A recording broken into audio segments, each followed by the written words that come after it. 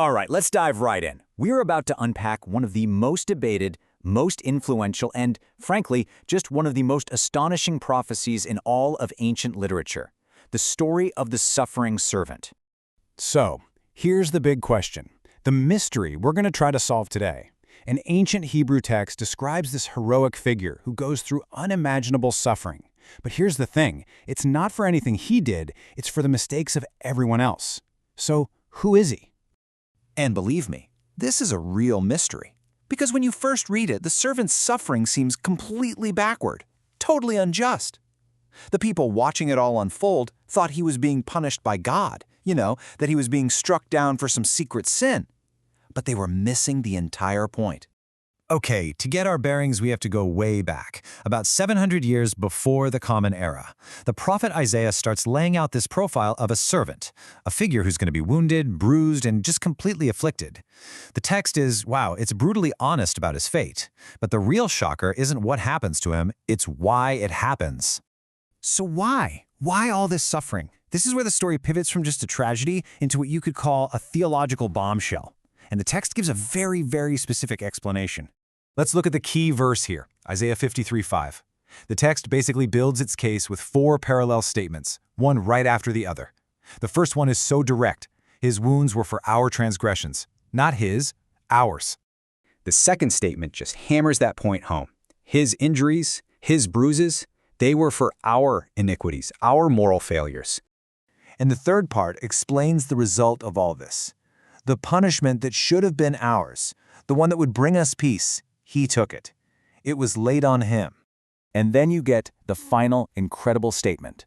The very wounds he received, his stripes, become the source of our healing. It's a complete 180.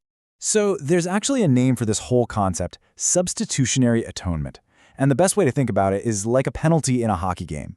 One player commits the foul, right? But another teammate goes and serves the time in the penalty box. The prophecy is saying the servant did exactly that, but for all of us. As the next verse says, the Lord has laid on him the iniquity of us all. Okay, so this, of course, raises the big question. Who could possibly fit this description? And the main debate for centuries has been, is this servant a single person, an individual, or is it a metaphor for the collective suffering of the entire nation of Israel? Well, the text itself gives us some pretty powerful clues. The servant is described as going to his death in this quiet, voluntary submission, like a lamb to the slaughter. That's a sharp contrast to other parts of Isaiah, which record the very loud, very vocal complaints of the nation of Israel during its suffering and exile. The two profiles just don't seem to line up. But maybe the most compelling piece of evidence pointing to an individual, it might just be hidden in a single, incredibly specific verse about his burial. Let's treat this like the key clue in our whole investigation. Now, a lot of us have probably heard this older translation from the King James Version. And it sounds a little poetic, sure, but also kind of contradictory, right? He's buried with the wicked and with the rich. It doesn't make a whole lot of sense. But this is where it gets really interesting, because when you go back to the original Hebrew manuscripts, that confusion just melts away. The language isn't poetic or vague at all. It's stunningly precise. So check this out. A much more accurate translation reads something like this.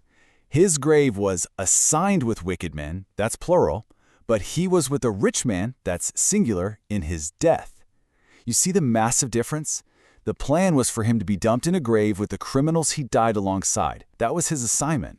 But something else happened, and he actually ended up in the tomb of a single, wealthy man. And get this, we actually have physical proof of how important this detail was. In one of the ancient Dead Sea Scrolls, we can literally see where a scribe initially wrote rich men, plural.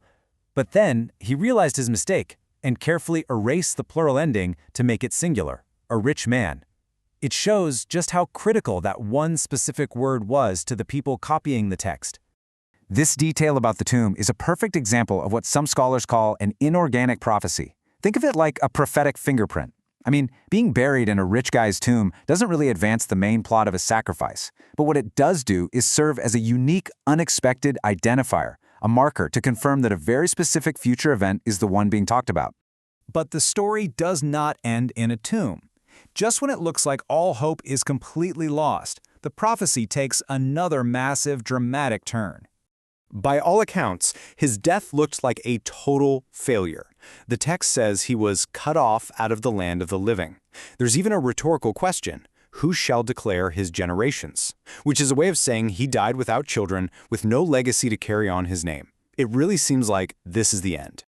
And yet, the text flips completely to this unbelievable victory. After his death, the prophecy says, he shall see his seed, he will have descendants, and he shall prolong his days.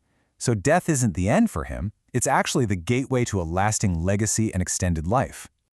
So how does he achieve this incredible triumph? The final verse basically gives us his resume. He poured out his life all the way to death. He was counted as a criminal. He carried the sin of many people, and he spoke up on their behalf. This whole path of suffering is shown to be the very thing that leads to his ultimate victory. Now, for 2,000 years, Christians have identified the suffering servant as Jesus of Nazareth, pointing to what they see as stunning parallels between this prophecy and his death and resurrection. But no matter what you believe, the text itself is an absolutely remarkable piece of ancient literature. And it leaves us with one last big question to think about.